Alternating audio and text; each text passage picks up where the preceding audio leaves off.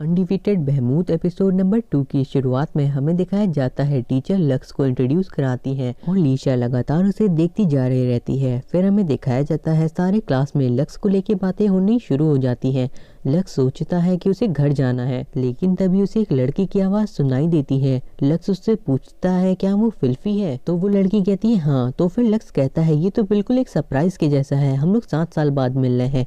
Teacher lux से पूछती है क्या वो उसे जानता है। लक्स कहता है हाँ, वो दोनों चाइल्डहुड फ्रेंड है। लेकिन ये सारी चीजें लीशा को पसंद नहीं आ रही रहती हैं। फिर लक्स कहने लगता है क्या वो उससे बुक शेयर कर सकती है, लेकिन फिल्फी लक्स को पूरी तरीके से इग्नोर कर देती है। लक्स कहता है आखिर क्या बात है, तो फिर फिल्फी कहती है कि वो उसे फी चैन बुलाए। ये सुन के लक्स कहता है वो तो ये उसे बचपन में बुलाता था। उनकी ये सारी बातें सुन के क्लासरूम में सभी हंसना शुरू कर देते हैं। तभी लक्स थोड़ा सा शर्माते हुए धीमे से कहता है फी चैन क्या तुम मेरे साथ अपनी बुक को शेयर कर सकती हो।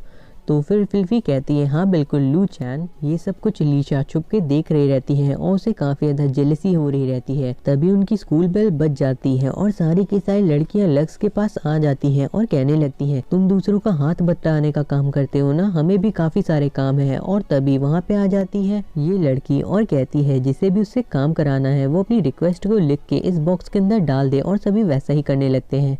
लूसीफर ये सब कुछ देख रही रहती है। लक्स ये सब कुछ देख के काफी ज्यादा परेशान सा हो जाता है। तभी वहाँ पे लीशा आती है और कहती है क्या तुम मेरे केयर टेकर और असिस्टेंट बन सकते हो। ये सुन के सारी लड़कियां काफी हैरान हो जाती हैं। आगे लीशा कहती है ऐसा इसलिए क्योंकि तुम मुझे काफी अच्छे से जानते हो। लेकिन तभी वहाँ पे फिल्फी आ जाती है और कहने लगती है तुम लू चान को परेशान कर रही हो। और उसे देख के लीशा कहती है तुम तो एनग्राम के फाइनेंशियल कॉन्ग्रेंट की बेटी हो ना। आगे वो उसे अपना एक स्नैक देती है और कहती है इसे लो और पीछे हट जाओ। फिल्फी उसे खा लेती है और कहती है तुम्हें पता है ना कि तुम उसके लिए सच में मुसीबत खड़ी कर रही हो। और तभी वहाँ पे लूसीफर भी आ जाती है और कहने लगती है कि हेडमास्टर ने बुलाया है लक्स को। और फिर वो लक्स से कहती है चलने के लिए। लक्स कहता है ठीक है। बाहर आने के बाद लक्स कहता है तुमने मेरी मदद क्यों की। तो फिर लूसीफर कहती है क्या तुम्हें ब्लैक हीरो के बारे में पता है, एक अकेला ड्रैग नाइट जिसने पूरे के पूरे पुराने एम्पायर को अकेले हरा दिया। आज तक उसकी आइडेंटिटी का किसी को भी पता नहीं चला है, इसीलिए उसकी एक रिक्वेस्ट है कि वो ब्लैक हीरो का पता लगाए। ये सुन के लक्स थोड़ा सा परेशान हो जाता है। उसके बाद हमें दिखाया जाता है कोई बात कर रहा रहता है ह्यूमन एक्सपेरिमेंट के बारे में। तभी उनमें से एक इंसान कहता है उसमें तुम्हारी चाइल्डहुड फ्रेंड भी है। और वहाँ पे लक्स और उसका बड़ा भाई रहता है फ्यूजिल। फ्यूजिल कहता है हम लोग को इसे किसी भी कीमत पे रोकना होगा। लक्स कहता है उसे समझ में आ रहा है, लेकिन वो किसी भी कीमत पे मरने वालों की संख्या को कम से कम रखना चाहता है। ये सुन के फ्यूजिल मुस्कुराता है। आगे में दिखाया जाता है लक्स सो रहा रहता है और सोचता है क्या ये एक सपना था। नींद खुलने के साथ ही लक्स काफी हैरान होता है क्योंकि उसके बगल में फिल्फी सो रही रहती है। तभी एक लड़की फिल्फी को बुलाने आती है और वो लक्स को देख के गलतफहमी का शिकार बन जाती है और स्कूल में ये बात फैल जाती है। आगे में दिखाया जाता है आयरी वो सारी बातें सुन के काफी गुस्सा होती है और लक्स से पूछती है कि आखिर वो वहाँ पे क्या कर रहा था। लक्स कहता है फिल्फी उसकी रूममेट है। और फिर वो बताता है कि वहाँ पे और कोई रूम नहीं था, इसीलिए हेडमास्टर ने अपनी बहन के साथ ही उसे रहने के लिए कह दिया। आयरी कहती है तो हेडमास्टर ने तुमसे कहा था, लेकिन इससे सिर्फ और सिर्फ मिसअंडरस्टैंडिंग बढ़ेगी और स्कूल के अंदर पहले ही तुम्हारे बारे में काफी सारी बातें होती रहती हैं। तभी लक्स कहता है उसने सोचा था कि वो उसके साथ ब्रेकफास्ट करेगा, लेकिन आयरी कहती है इसकी कोई जरूरत नहीं है और उन लोगों ने जो भी चीजें डिस्कस की हैं वो उसे भूले ना। तो फिर लक्स कहता है वो समझ गया। उसके बाद हमें दिखाया जाता है लक्स आता है किसी जगह पे अपने काम की रिक्वेस्ट को लेके और वहाँ पे जमीन पे लीशा सो रही रहती है। फिर लीशा उठती है और लक्स कहता है कि वो यहाँ पे एक जॉब की रिक्वेस्ट को लेके आया है जो कि यहाँ के इंपीरियल मैकेनिक ने की है। लीशा कहती है वो उसके सामने खड़ा है और फिर वो लक्स से कहती है कि उसने उसके वाइवर्न को ठीक कर दिया है। ये सुन के लक्स काफी हैरान होता है। फिर लीशा बताती है ऐसा इसलिए क्योंकि वो नाइट स्क्वाड्रन को ज्वाइन करने वाला है। वो एक स्पेशल यूनिट है जिसके अंदर सिर्फ और सिर्फ बेस्ट कैडेट ही आते हैं और लक्स का जो लेवल है ड्रैग नाइट का वो उसके लिए बिल्कुल सफिशिएंट है। फिर लीशा कहती है कि ये एक नई कंट्री है और इसे लक्स की मदद की जरूरत है। फिर लीशा उसकी वाइवर्न की तलवार को आगे बढ़ाती है। लक्स अपनी तलवार को लेते हुए कहता है वो जो भी कर पाएगा वो करेगा। फिर लीशा बताती है कि जब थर्ड ईयर वाले वापस आ जाएंगे तो उसे पूरी तरीके से एकेडमी में ले लिया जाएगा। और फिर लीशा कहती है ये थोड़ा अचानक होगा, लेकिन क्या वो उसकी एक रिक्वेस्ट को ले सकता है। और फिर हमें दिखाया जाता है वो दोनों मार्केट में घूम रहे रहते हैं। लीशा कहती है एक दूसरे को जानना काफी ज्यादा जरूरी है। तभी लीशा कहने लगती है अगर उसने कोई गलती नहीं की तो यहाँ पे काफी अच्छा रेस्टोरेंट होना चाहिए। और फिर उन्हें एक रेस्टोरेंट मिल भी जाता है। वो अंदर चलने के लिए कहती है, लेकिन लक्स कहता है ये होटल काफी महंगा लग रहा है। लेकिन लीशा कहती है वो यहाँ की प्रिंसेस है। लेकिन तभी लीशा को एहसास होता है कि असल में वो अपना वॉलेट वहीं पे भूल आई है। फिर हमें दिखाया जाता है कि लक्स उसके लिए कुछ खाने के लिए चीज़ें खरीद देता है और वो उसे खा के काफ़ी खुश होने लगती है। फिर वो कहती है कई बार उसके दिल के अंदर दर्द होता है। ये सुन के लक्स कहता है क्या वो ठीक है? तो फिर लीशा कहती है उसे बस एक अच्छी जगह चाहिए आराम करने के लिए। लक्स कहता है उसे ऐसी जगह पता है। फिर वो उसे एक बेल टावर के पास ले आता है। लीशा कहती है ये जगह सच में काफ़ी कमाल की है। तो फिर लक्स कहता है उसे ये जगह तब मिली थी जब उसे यहाँ पे सफाई करने का काम दिया गया था। ये सुन के लीशा कहने लगती है क्या ये सही है, एक हैंडीमैन प्रिंस? लक्स कहता है इससे कोई फर्क नहीं पड़ता है। और वहीं पे जो लीशा है वो काफी अच्छी ड्रैग नाइट है और साथ ही साथ वो एक वर्दी क्वीन है। ये सुन के लीशा सीधा बाउंड्री के ऊपर खड़ी हो जाती है और पूछती है आखिर क्वीन का मतलब क्या होता है, प्लीज मुझे बताओ लक्स, और आखिर वो किस तरीके से एक वर्दी क्वीन बनेगी। फिर वो कहती है तुम्हें पता होगा फॉर्मर एम्पायर के बारे में जिसने मेरे पेट के ऊपर वो निशान छोड़ दिया।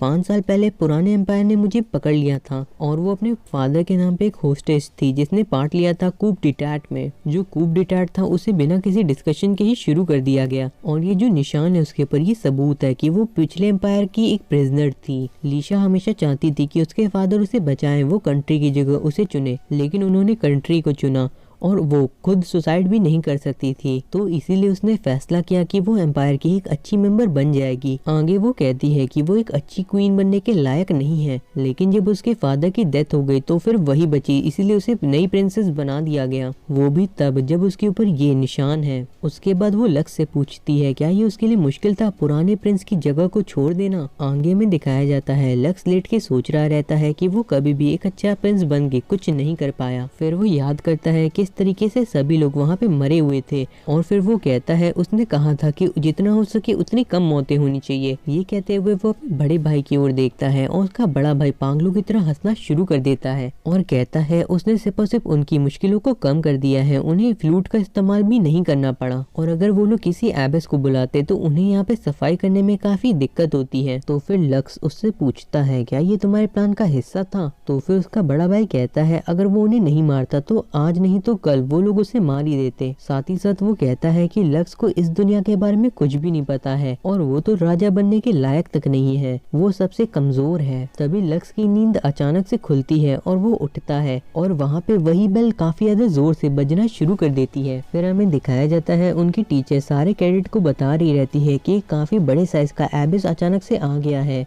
और वो लोग अभी कुछ ड्रैग नाइट को भेज रहे हैं उन्हें रोकने के लिए। साथ ही साथ उन्हें थोड़ी सी बाहरी मदद भी मिलने वाली है। फिर लक्स भी वहाँ पे पहुँच जाता है। लीशा कहती है कि उन लोगों को अपने काम पे जाना है। लक्स पूछता है कैसा काम? तो फिर लीशा बताती है वो लोग नाइट स्क्वाड्रन है, जैसे ही कोई इमरजेंसी आती है ये उनकी ड्यूटी रहती है कि वो लोग वहाँ पे तुरंत जाएं। लक्स लीशा से ध्यान रखने के लिए कहता है। तो फिर लीशा कहती है कोई दिक्कत नहीं है, मैं काफी ताकतवर हूँ। लूसीफर कहती है कि उन दोनों को यहीं पे रहना होगा क्योंकि वो लोग नए ट्रांसफर स्टूडेंट है। सारी के सारी नाइट स्क्वाड्रन वहाँ से चली जाती है। तभी आयरी पूछती है लक्स से क्या कोई दिक्कत है? लक्स कहता है एक लगातार 2 एबिस का सामने आना ये काफी अजीब चीज है। और फिर हमें दिखाया जाता है एक काफी बड़ा सा पानी जैसा मॉन्स्टर पूरे जंगल में आग लगा रहा रहता है। लीशा वहाँ पे जाते ही उसके ऊपर हमला करना शुरू कर देती है। तभी एक आदमी फ्लूट को बजाता है। लीशा सोचने लगती है कि आखिर ये आवाज कैसी है। तभी वो एबिस अजीब तरीके से रिएक्ट करने लगता है और काफी बड़ा धमाका करता है। तभी फीफी कहने लगती है कि उसे एक फ्लूट की आवाज सुनाई दे रही है। लीशा और साय के साथ ड्रैग नाइट उस एक्सप्लोजन से बच जाते हैं। तभी वहाँ पे एक इंसान कहने लगता है अंडों को फोड़ो और अंडे फूटते ही उसके अंदर से ग्रेसियन निकलने लगते हैं और वो काफी ज्यादा बड़ी तादाद में रहते हैं। तभी वो आदमी जिसने अंडे फोड़ने के लिए कहा था वो आ जाता है सामने अपने ड्रैग नाइट के अंदर। उसे देख के लीशा कहती है तुम तो इंपीरियल कैपिटल से हो ना? तो फिर वो कहता है उसका नाम वेलवेट है और वो एकेडिया एम्पायर के नाइट स्क्वाड्रन का चीफ है। ये सुन के लीशा कहती है इसका मतलब है कि तुम नए एम्पायर को धोखा दे रहे हो ना? तो वो कहता है नहीं, वो तो अपने सही रास्ते पे आ रहा है। तभी वो फिर से फ्लूट बजाता है और सारे के सारे ग्रेसियन उसके ऊपर हमला करना शुरू कर देते हैं। लीशा उनसे लड़ने की काफी कोशिश कर रही रहती है और वो उनमें से काफी सारों को मार भी देती है, लेकिन अभी भी काफी सारे बचे रहते हैं और वो साइड से उसके ऊपर हमला कर देते हैं। लीशा खुद को संभालती है और वापस हमला करना शुरू करती है, लेकिन तभी एक और पीछे से उसके ऊपर हमला कर देता है। दूसरी तरफ उनके बेस के ऊपर एक ड्रैगनाइट वापस आता है और फिर वो लोग बताते हैं कि वहाँ पे एक प्रॉब्लम हो गई है। तभी आयरी पूछने लगती है लक्स से कि आखिर वो क्या सोच रहा है। लक्स कहता है कि उसे हेल्प करने जाना होगा लीशा को। आगे आयरी कहती है वो कभी भी एक वाइवर्न के साथ एक एबिस को नहीं हरा पाएगा और साथ ही साथ वो अपनी दूसरी तलवार का इस्तेमाल भी नहीं कर सकता। लक्स कहता है वो सब संभाल लेगा और वैसे भी वो अकेला नहीं लड़ने वाला है। और फिर वो कहता है लूसीफर से उस जगह को प्रोटेक्ट करने के लिए और लूसीफर बस उसे देख रही रहती है। उसके बाद हमें वापस से फाइट का सीन दिखाया जाता है जहाँ पे लीशा हेवनली वॉइस का इस्तेमाल करती है और फिर वो बाकी सभी से पूछती है क्या वो सभी ठीक है। तो फिर बाकी सभी कहने लगते हैं कि वो लोग अब लड़ने की हालत में नहीं है। लीशा कहती है वो उनके लीडर के ऊपर हमला करने जा रही है क्योंकि शायद वो उस फ्लूट की मदद से एबिस से हमला करा रहा है। तभी वेलवेट कहने लगता है कि तुम एक काफी घटिया प्रिंसेस हो, तुम्हें हमेशा एक आदमी की जरूरत पड़ती है जिसके ऊपर तुम निर्भर रह सको, तुम जैसे को उस थ्रोन के ऊपर बैठाना काफी बड़ी गलती थी। तो फिर लीशा कहती है इस तरह की बातें वही करता है जो कि काफी घटिया कंडीशन में रहता है। ये सुन के वेलवेट को गुस्सा आ जाती है और वो अपने सारे ग्रेसियन से हमला करने के लिए कहता है। वो सभी उस पे सामने से हमला कर रहे रहते हैं तो वेलवेट चुपचाप उसके पीछे से हमला कर देता है जिससे लीशा जमीन पे गिर जाती है। लीशा वापस उठने की कोशिश करती है लेकिन उसका ड्रैगनाइट नहीं उठ पाता है और उसके सामने तभी आ जाती है रेबल आर्मी जो कि पुराने एम्पायर को वापस लाना चाहती थी। तभी लीशा से लक्स कहने लगता है बस थोड़ी देर और, वो वहाँ पे बस पहुंच ही रहा है। लेकिन उतने में ही लीशा कहने लगती है वो कभी भी एक वर्दी क्वीन नहीं बन पाई, उसके लिए प्रिंसेस जैसा बिहेव करना ही काफी मुश्किल था, लेकिन वो इस आखिरी बार ये प्रूव करके दिखाना चाहती है। तभी वेलवेट अपना हाथ आगे बढ़ाते हुए कहता है तुम सबसे घटिया हो। उसके बाद वो उसके यूनिफॉर्म के ऊपर स्क्रैच करके उसको फाड़ देता है जिससे वो सिंबल विजिबल हो जाता है। फिर वो कहता है क्या तुम्हें याद है तुम्हें ये निशान देने वाला मैं ही था। ये सुन के लीशा बिल्कुल चौंक जाती है और उसके बाद वो याद करने लगती है किस तरीके से उसने इसके ऊपर ये निशान दिया था और फिर वो अपनी तलवार को फेंकते हुए कहती है मुझसे दूर रहो। लीशा की तलवार से उसके चेहरे के ऊपर एक स्क्रैच आ जाता है जिससे वो काफी गुस्सा हो जाता है, अपनी तलवार से हमला करने की कोशिश करता है, लेकिन तभी वहाँ पे आ जाता है लक्स और उसकी तलवार को पकड़ लेता है। लक्स को वहाँ पे देख के लीशा काफी ज्यादा हैरान होती है और उसके बाद लक्स कहता है मैं कभी भी एक अच्छा प्रिंस नहीं बन पाया, मैं एक फेलियर था, लेकिन मैं तुम्हारी मदद करना चाहता हूँ। मैं चाहता हूँ कि लोग तुम्हें पहचाने ऐसे इंसान के तौर पे जो कि क्वीन बनने के पूरी तरीके से काबिल है। ये सुन के लीशा की आंखों में आंसू आ जाते हैं। तभी लक्स के वाइवर्न का हाथ टूट जाता है और उसके बाद लक्स का वाइवर्न भी वहाँ से गायब हो जाता है। वेलवेट अपनी तलवार निकालते हुए कहता है तुम कौन हो और तुम्हारी हिम्मत कैसे हुई मुझे चैलेंज करने की, तुम कुछ भी नहीं कर सकते बेवकूफ। और तभी लक्स अपनी ब्लैक तलवार को निकालने लगता है और कहता है वायलेंट ड्रैगन जो कि गॉड के ब्लड और फ्लैश को भी खा जाता है, वो स्वर्ग के बादलों को काटता हुआ भी बाहर आएगा। और उसके बाद वो बहामूत बहुत जोर से चिल्लाता है। उसके बाद हमें दिखाया जाता है उसके पीछे काफी बड़ा सा रेड ड्रैगन आ जाता है। फिर वो अपने ड्रैगनाइट के अंदर पहुंच जाता है और उसका ड्रैगनाइट काफी खतरनाक दिख रहा रहता है। और फिर लक्स अपनी आंखें खोलता है। बहामूत को देख के वेलवेट की हालत खराब हो जाती है और वो कहता है pitch black divine drag ride, ये नामुमकिन है, मुझे यकीन नहीं होता, आखिर ये तुम्हारे पास कैसे है। और लीशा भी ये सब कुछ देख के काफी हैरान रहती है। आयरी को भी बादलों के गरजने की आवाज सुनाई दे देती है और वो बाहर आती है, लाल आसमान को देखती है और कहती है भैया आपने उसे इस्तेमाल करने का फैसला कर ही लिया। लूसीफर ये देख के कहती है वो तो ब्लैक हीरो है। दूसरी ओर लक्स इतनी तेजी के साथ ड्रैग राइड फोड़ रहा रहता है जैसे मानो वो पटाखे हो। वो पलक झपकते ही पूरे आसमान को लगभग खाली कर देता है। उसके बाद आयरी कहती है आज से 5 साल पहले कूप डिटैट के टाइम पे एम्पायर के पास 1200 ड्रैग राइड थे, लेकिन उन सभी ड्रैग राइड को एक ड्रैगनाइट ने तबाह कर दिया और वो ड्रैगनाइट था लक्स आर्केडिया। ये सब कुछ देख के वेलवेट कहता है तुम तो 7th क्राउन प्रिंस हो, तुम्हें इंपीरियल फैमिली का एक सेवियर होना चाहिए। आखिर क्या कारण है कि तुम अपनी तलवार को हमारे खिलाफ आगे कर रहे हो, तुम्हें एक हीरो होना चाहिए। लक्स उसकी बातों का कोई जवाब नहीं देता और कहता है रीलोड ऑन फायर और उसके पीछे एक काफी बड़ा सा सिंबल बन जाता है। वेलवेट उसे छोटा धोखेबाज कह रहा रहता है, लेकिन तभी लक्स सुपर स्पीड के साथ उसे काटता हुआ आगे निकल जाता है और वहाँ पे काफी बड़ा धमाका होता है। आसमान के काले बादल छट जाते हैं और धूप आने लगती है। ये सब कुछ देख के लीशा की आंखों में आंसू रहते हैं। तभी आयरी कहती है उसने खुद ही एम्पायर को डिस्ट्रॉय कर दिया, वो सबसे कमजोर है लेकिन वो कभी नहीं हारने वाला ड्रैगनाइट है। मैं आशा करता हूँ कि आपको ये वीडियो काफी ज्यादा पसंद आएगी। अब इस वीडियो पे कैसा रिस्पॉन्स आता है उसी पे डिपेंड करेगा, इसीलिए वीडियो को लाइक करिए और वीडियो के नीचे कमेंट करिए नेक्स्ट एपिसोड के लिए।